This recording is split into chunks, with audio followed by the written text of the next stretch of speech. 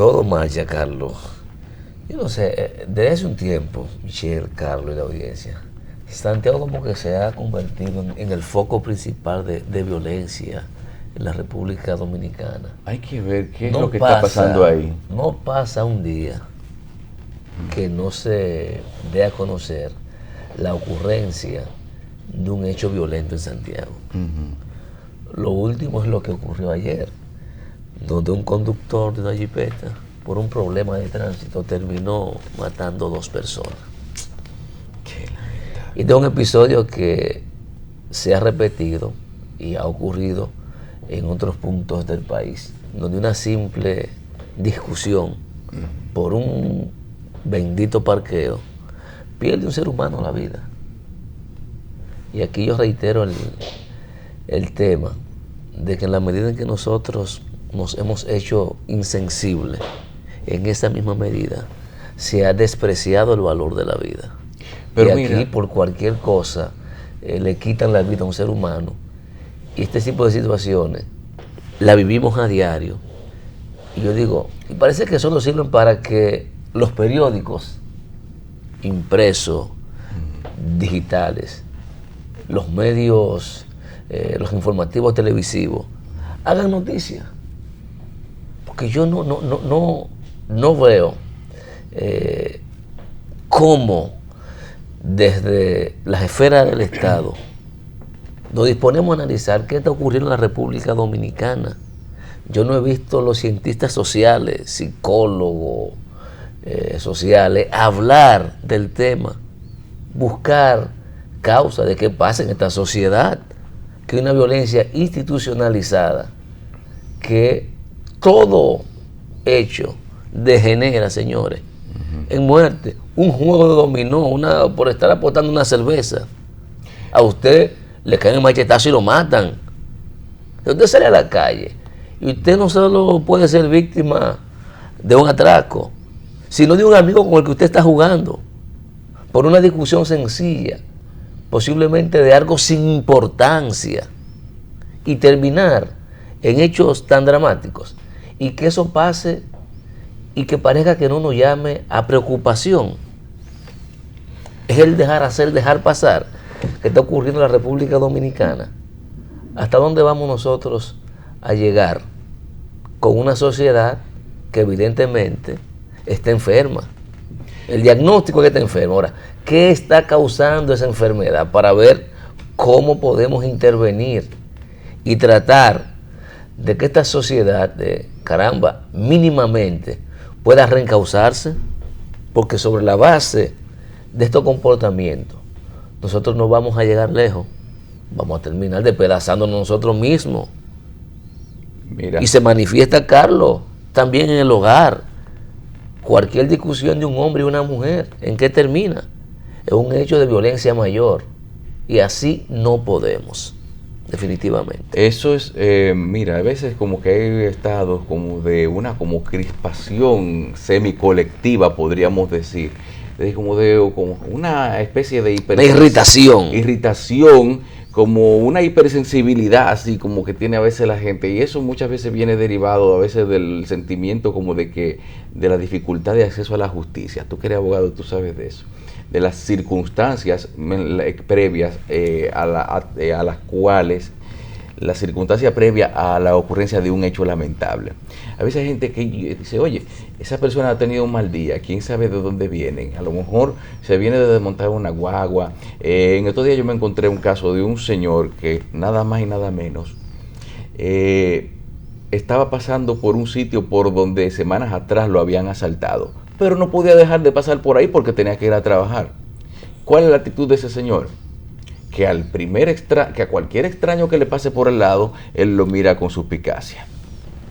Pues el hombre es un militar retirado, y precisamente el que le pasó por el lado era un haitiano, por una parte oscura, muy difícil. Entonces el tipo ya está preparado, ya está a la defensiva por algo que le pasó, y para agravar más el asunto, el haitiano es que le dice, coja a su lado.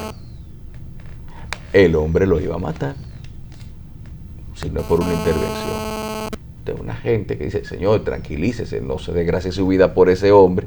y a usted siga su camino. Y eso fue, imagínate. Entonces, esas son de las cosas que suceden, de las cosas que como le digo, como ciertas situaciones que van como predisponiendo a la gente a enfrentar situaciones, eventos que quizás, por ejemplo, ya saben que un accidente de tránsito, como fue el caso de eso, no vamos a justificar la actuación de la persona que mató a las otras dos, pero, como te digo, valdría la pena, sin que esto sea un atenuante, ver qué antecedentes tenía esa persona, cómo que quizás era una persona que solía en algún momento con anterioridad tratar de resolver algunas cosas con violencia, y también a todo el mundo en la calle hay que decirle que a veces es mejor recogerse, no decir nada y no provocar, porque a veces en medio de los piques hay gente que dice cosas que pueden irritar al otro de una manera tal que uno no sabe cómo va a reaccionar. Mi consejo es que tiene un vehículo y lo chocan, que no se pare a discutir. No. Si tiene seguro, que reporte, porque es una situación que estamos viviendo, caramba, que da pena. No es posible.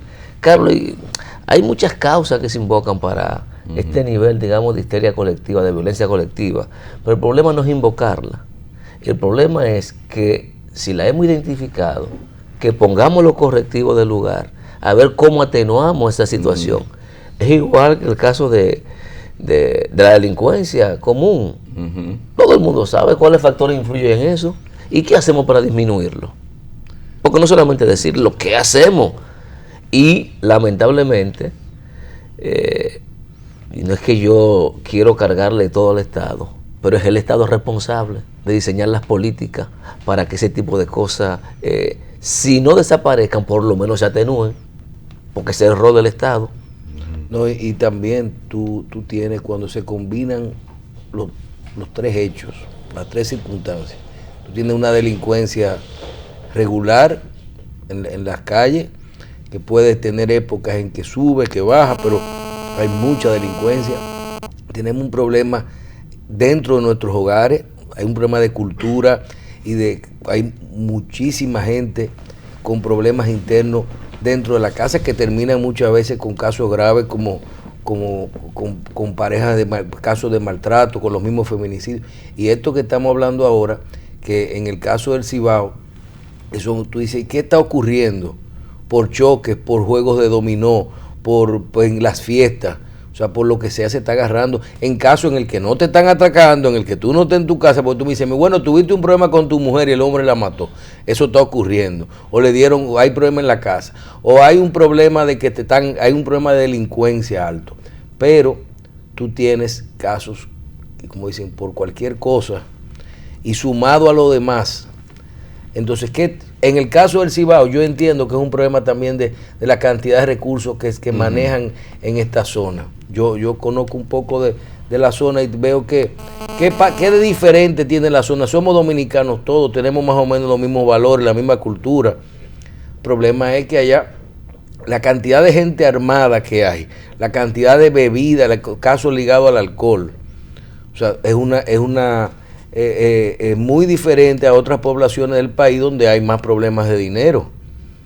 Y eso tú lo puedes ver. Tú vas a centros nocturnos de la zona y tú dices, bueno, lo que yo no veo en Santo Domingo, yo no sé si que allá que gozan lo que aquí se trabaja, pero allá tú vas al Cibao y en cualquier centro nocturno, cualquier restaurante, aquí tú ves a la gente con un trago, allá tú ves a la gente con 1 litro. Y eso se manifiesta cuando la gente sale a pelear, que cuando hay problema con una mujer, cuando hay problema de alcohol, de droga, de cualquier riña. Y eso también está ligado a este tipo de cosas. Cuando las tres cosas se juntan, es peligroso, porque entonces la percepción es de mucha delincuencia, de muchos casos de violencia, y ahí es que se nos afecta. Pero lo único, Michelle, yo no creo que sea un problema solo de percepción, es de realidad.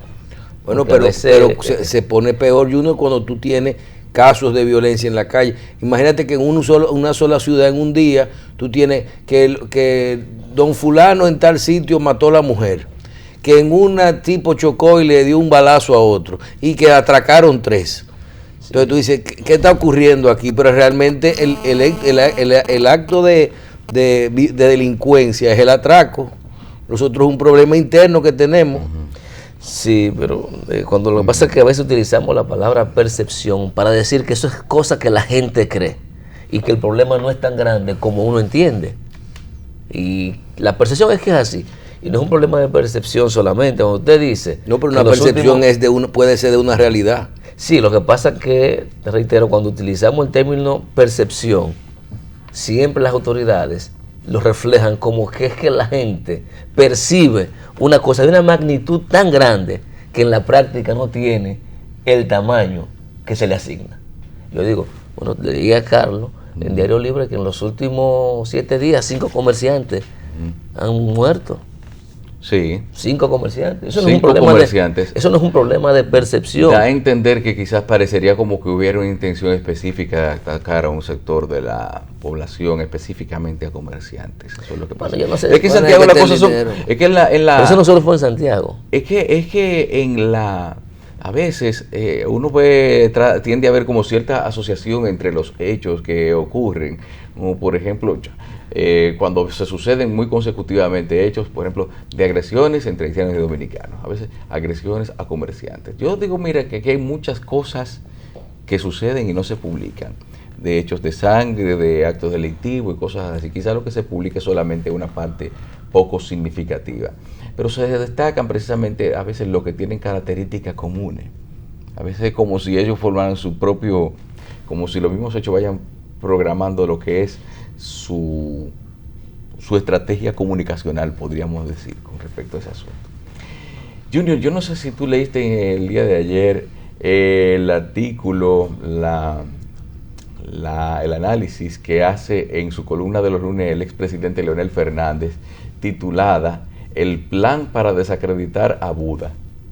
No. ¿Tú no leíste eso? Bueno, pues te voy a sintetizar un poquito. Resulta que él aquí está relatando un hecho histórico en el cual se buscó una prostituta para desacreditar a este personaje de culto religioso en las religiones orientales.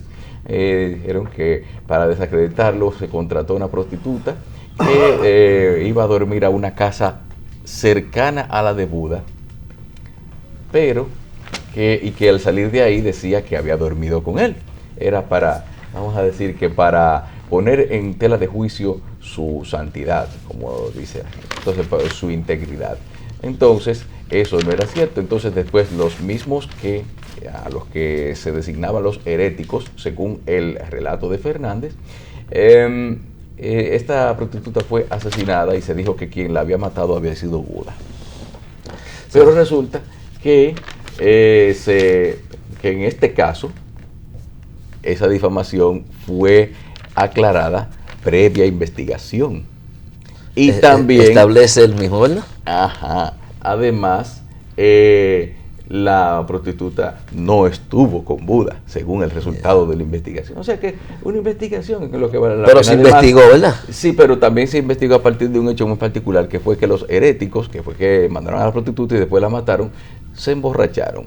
Y después, en medio de ese estadio emocional, confesaron todo lo que habían hecho. Entonces posteriormente, estas personas fueron condenadas por el rey por la difamación. Bueno, eso se parece mucho a lo que dijo Vincho del tema, ¿verdad? Ajá. Que hay pruebas suficientes que vinculan al expresidente Hipólito Mejía con el señor Quirino. Es un poco... Que si él mismo está diciendo que el rey autorizó entonces que el crimen y sus ejecutores fueran ejecutados por todo el pueblo.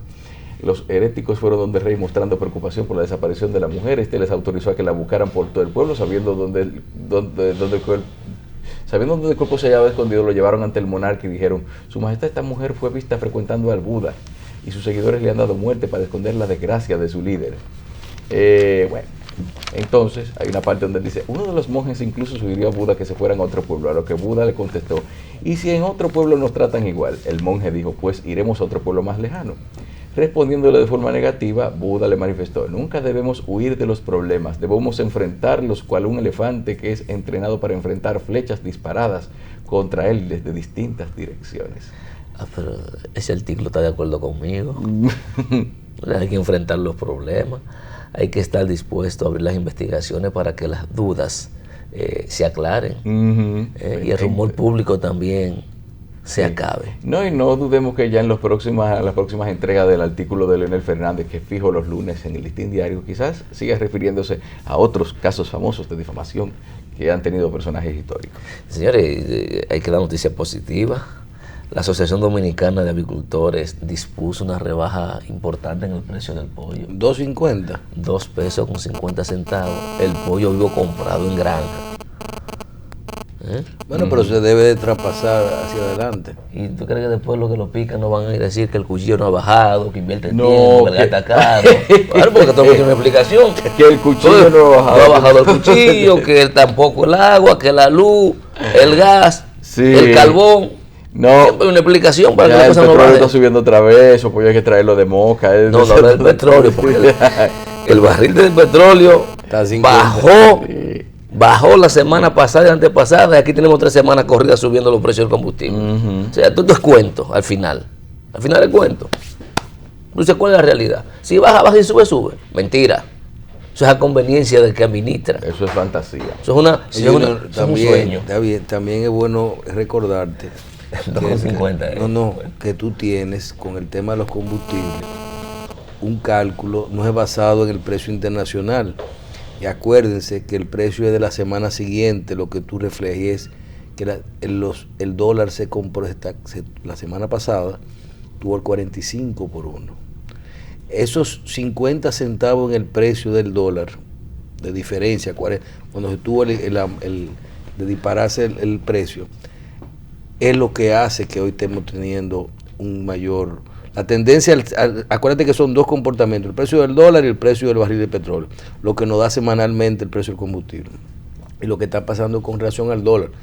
3 pesitos que subió por un lado, uno no lo percibe, 40 y pico, y es lo que nos está dando el precio de diferencia en el precio del barril de petróleo, que no es mucho, pero ya vamos como 5 pesos para arriba. A mí, por más que me lo han explicado, yo no lo he entendido nunca.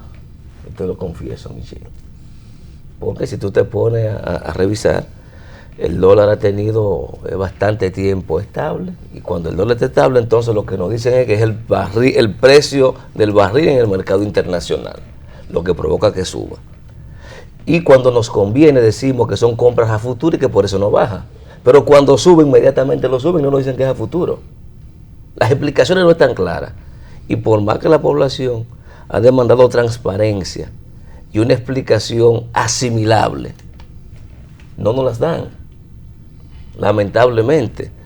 Y eso mantiene que la ciudadanía, incluyéndonos nosotros, tenemos incredulidad con relación a los procedimientos que se utilizan y a las variables que efectivamente inciden en el precio de los combustibles en la República Dominicana, porque siempre hay una justificación para indicar que subió, e igual, nunca ha bajado proporcionalmente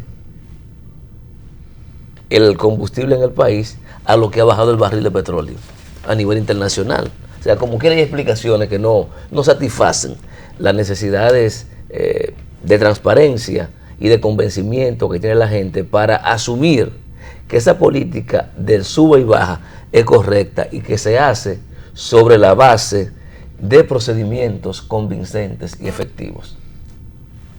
Bien, en otra información, los miembros de una representación encabezada por el presidente del CONEP y asimismo Rafael Paz y otro grupo de ellos, visitaron el Palacio Nacional solicitando que se regule el transporte en la República Dominicana. El transporte de carga, que es el que más a los empresarios le preocupa, y el transporte de pasajeros.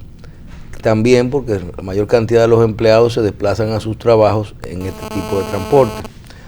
El transporte de carga, en esto quiero sumarme a su solicitud, tiene un problema con los sindicatos que de años en los puertos de Santo Domingo y de República Dominicana. Uno personalmente, diciendo las cosas como son, uno no puede coger su mercancía, traerla en un furgón, en un barco y llevársela uno mismo a su empresa. Eso es lo que uno no puede hacer. Uno tiene que pagar el transporte. Tú no lo puedes echar ni en el baúl de tu carro. Entonces, eso yo entiendo que te limita el hecho de que inclusive se pueda abrir la competencia y puedan bajar los precios. Lo mismo ocurre con el tema de los transportes de los diferentes sindicatos de pasajeros. Si los precios están controlados por la ruta, el otro día tú mencionabas, ¿cuántos días duró el aumento, el bajón del combustible? Aquí mismo nos dijeron que duró 5 días, los 5 pesos que bajaron. Eso se terminó ahí mismo. Tuvo varias semanas también bajando, eso hay que admitirlo. Pero el combustible no, el transporte. No. Hicieron una rueda de prensa y una solicitud, pero al final todo volvió igual, el combustible quedó bajito y los sindicatos vuelven a mantener sus precios basados en que el cuchillo no ha bajado. Entonces, ahí tenemos... La goma, los lubricantes. Ahí tenemos otro tema.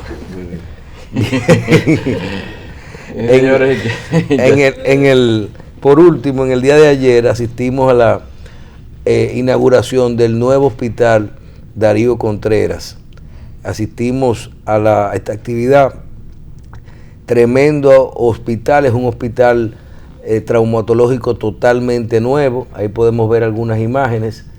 El otro hospital se quitó totalmente, se utilizaron. Este hospital tiene parqueo, tiene algo que me llamó la atención, es el único hospital que tiene un sistema totalmente completo, desde el manejo de las sábanas, los alimentos, los aire acondicionados, no hay problema de contaminación. Es el único hospital en el país que mantiene esto.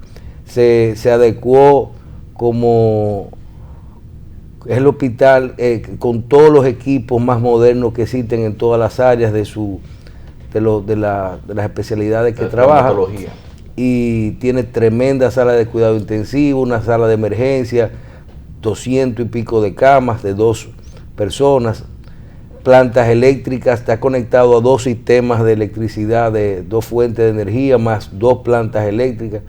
Lo que vimos ahí... ¿Tiene energía solar? ¿Tiene energía solar? No, tiene 2 fuentes de energía, pero el hospital es eficiente, o sea, los aire acondicionados son de mucha eficiencia, o sea, de poco consumo, y realmente ojalá que esto pueda mantenerse, porque lo que vimos ahí ayer lo hemos visto en muy pocos países, algo de esta naturaleza, y ahí la parte de la docencia está también bien, se trabajó, es un hospital universitario docente, o sea que ahí tienen bibliotecas virtuales, los lugares donde estos residentes pueden estar cómodos y pueden pasar mucho tiempo ahí. Ojalá que los médicos de este hospital puedan darle seguimiento a mantener esta infraestructura con esta calidad, y felicitamos al presidente Medina por esta iniciativa de construir este hospital nuevo para esta zona. Y ojalá, Michelle, que haya habido una buena supervisión y que no afloren en corto tiempo los famosos vicios de construcción que lamentablemente son tan frecuentes en las obras que se realizan en la República Dominicana. Yo siempre pongo como ejemplo el majestuoso Palacio de la Suprema Corte de Justicia. Se gastaron millones de pesos y al final lamentablemente no se ha podido disfrutar por las filtraciones que ha tenido este edificio. Bueno, por lo que vimos ayer está bien hecho. Ahora, todavía es una de las cosas que quiero averiguar. ¿Cómo hicieron ese hospital en 6 meses? ¿Eso fue un cambio de fachada? No, Carlos, óyeme una cosa. Construcción. Ellos cogieron ese edificio y lo tumbaron y lo hicieron, le pasaron un grede. Las palabras de ellos ayer fueron: nosotros utilizamos el solar y los médicos de este hospital. Para que el solar y los médicos de este hospital. Mira, hay una información que recibí de que el edificio central original lo demolieron y dejaron los bloques, se llevaron la electricidad, y en eso hicieron un ala de habitaciones, porque es que ahora tiene un hospital de 3 o 4 veces la capacidad. Eso fue un crecimiento como retaseado, como podríamos decir. Era un edificio original al que le iban haciendo un anexo. Tenía 3 remodelaciones y 2 anexos, o sea, sí. Es complicado. Bueno, ya está por aquí Félix de Sena. Vamos a una pausa. En instantes estamos con la información deportiva.